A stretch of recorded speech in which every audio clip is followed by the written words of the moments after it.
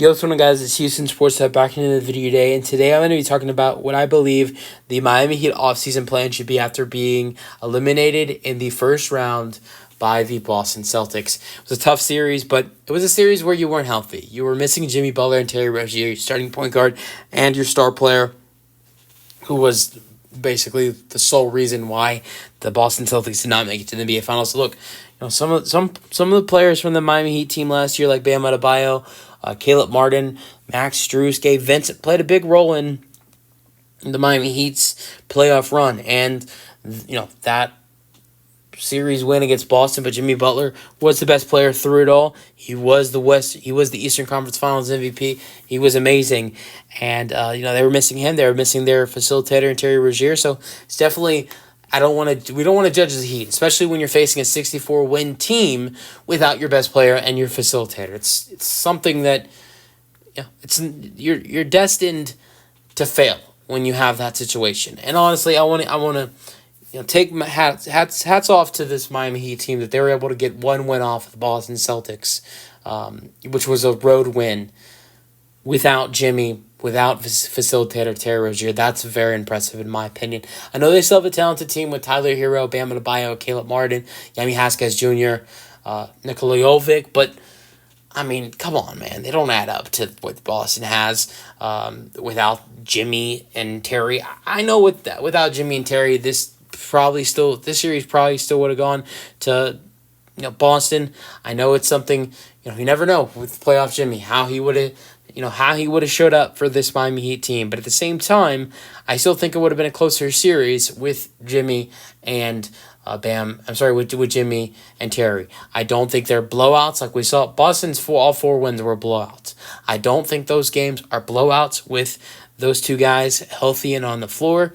And I also see Miami getting 2 or 3 wins against a Boston Celtics team if they're fully healthy. Also, keep in mind, they didn't have Porzingis for the last game or two of that series. So I wanna go over what I believe the Miami offseason should look like. Let's go over it. So first, I think you just got to start off by picking up Jovic's team option. Jovic showed so much growth as a young player who's only in his, third season in the league, I believe. He's a great player. I think he has a great future. But you might use him as a trade asset this offseason. We'll see. Now, a couple of free agents I believe that need to be brought back by this Miami Heat team that I'm going to start off with that would play a role into this Heat's team next year. I really like Haywood Highsmith and DeLon Wright. Haywood Highsmith had a really good season, had a solid postseason, and I think he's someone that the Heat want to see a part. I think they see him in their future years in the NBA. I think they see him in their future. And DeLon Wright, I mean, I don't know if he's someone that they see in their future as well, but at the same time, I think he did a good job in the postseason stepping up while Terry Rozier was hurt, and this Miami Heat team was without not only Terry but Jimmy as well. He had a decent postseason. So, but the other guy I think you got to re-sign. This is a must. You got to bring back Caleb Martin. He might be a little bit expensive, but I think that is a must re-signing for the Miami Heat. I think the two guys you got to bring back are Haywood Highsmith and Caleb Martin. Now, I believe you have to make a trade. And here's the trade I have the Miami Heat making. I think you have to add in another star. You have to learn from this moment. Without Jimmy Butler, I mean, could you imagine what the series would have been like if you had another star next to Tyler Hero and next to Tyler Hero and Bam Adebayo? So that's why I have the Miami Heat trading Duncan Robinson, Terry Rozier, Nikola Jovic. I said he was going to be a trade asset. The 15th overall pick and a 2028 first-round pick, top 3 protected, for Trae Young of the Atlanta Hawks. Trae Young's a great player, just averaged, 26 and 10 or something like that. He averaged a double-double. He's a great facilitator, and he'd definitely be a much improvement compared to Terry Rozier, although Terry Rozier is really good. Now Terry Rozier would join the Atlanta Hawks and play next to DeJounte Murray. That would be an interesting duo to watch. But we saw Terry Rozier play the 2 next to LaMelo Ball, so it's definitely doable for Terry to move to that 2.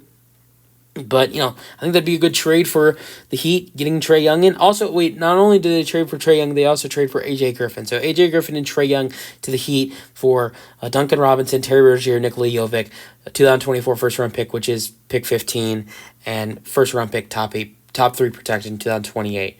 So, yeah, 2 first-round picks, Jovic, who has a great future in this league. If you watch him this year, good three-point shooter. And then Terry Rozier and Duncan Robinson for Trae Young. I think that's a nice package. I mean, you're getting a nice scorer and nice guard in Terry Rozier. You're getting someone like Nikola Jovic, who has a great future. You're giving a couple solid draft picks, one this year, one in 2028, and then a nice shooter in Duncan Robinson, which I think when you have a guy like DeJounte Murray, it would be great for him to have great shooters like Duncan Robinson and Nikola Jovic. So those are some good additions for a guy like DeJounte Murray to get shooters around him. If he's going to be their corner piece, if you know what I mean. But yeah, I think that's a good trade for the Heat. And then a couple of the free agents I would like to see the Heat re-sign are Thomas Bryant and Jamal Cain. I think these are 2 guys that are not going to play a big role like the other free agents I thought the Heat should sign. Haywood Highsmith, DeLon Wright, Caleb Martin. But these are guys I feel like should return to the Miami Heat this offseason. Jamal Cain, who was on a 2-way contract, showed some solid things. And Thomas Bryant, who was their backup center most of the time, I like him as a player too. So I think he would be a nice addition for this Heat team. And then the final thing I have this Heat team doing, this is a little bit of a joke, but at the same time I am kind of serious. Jack Golke from Oakland, who had that outstanding game, against that was not Kansas, that was Kentucky in the March Madness tournament. Hit 10 threes, was fantastic, and he's a guy who's going to be undrafted, and would be available. And look, I think there's no other person who picks up great finds, undrafted free agents than Pat Riley in the Miami Heat. And there's no other team in the NBA who does a better job than developing young players like the Miami Heat do. We've seen them do a great job with players like Tyler Hero.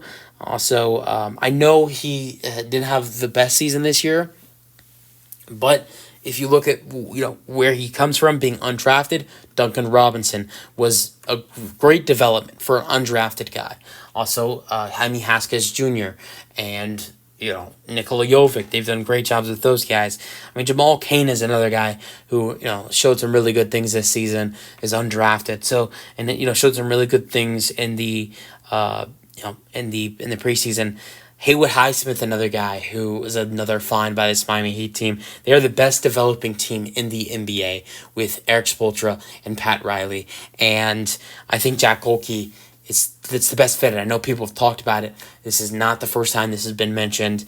If he's going to get signed as an undrafted free agent somewhere, it has to be the Miami Heat. And that's, look at, you're getting rid of Duncan Robinson. You got to get another 3-point shooter who's, another great catch and shoot 3-point shooter. And I think Jack Golke could be the new Duncan Robinson for this Miami Heat team, with Duncan Robinson off to Atlanta in this proposed offseason. But what does this Miami Heat team look like after all that? You'd have starting lineup: Trae Young, Tyler Hero, Jaime Haskins Jr., Jimmy Butler, and Bam Adebayo as the starting lineup. Then off the bench, you'd have Caleb Martin, Haywood Highsmith, DeLon Wright, A.J. Griffin, and Thomas Bryant, with Jamal Cain and Orlando Robinson. 13th man in that rotation can be whoever you draft in the second round. The Heat do have a second-round draft pick, which is like mid-40s. It's low 40s. And then one of your 2-way contracts can be Jack Golke, Jack Golke, and you can have a chance to potentially develop him as a player, as you've done with other guys like Duncan Robinson and Haywood Highsmith, Jamal Cain, just some of the undrafted guys that could come up with off the board. But yeah, I think that would be a great addition for the Miami Heat team. And I think Trae Young has to be, if you're not getting rid of Jimmy, you're not getting rid of Bam, Trae Young has to be a priority for this Miami Heat team this offseason. Let me know your thoughts, and peace out.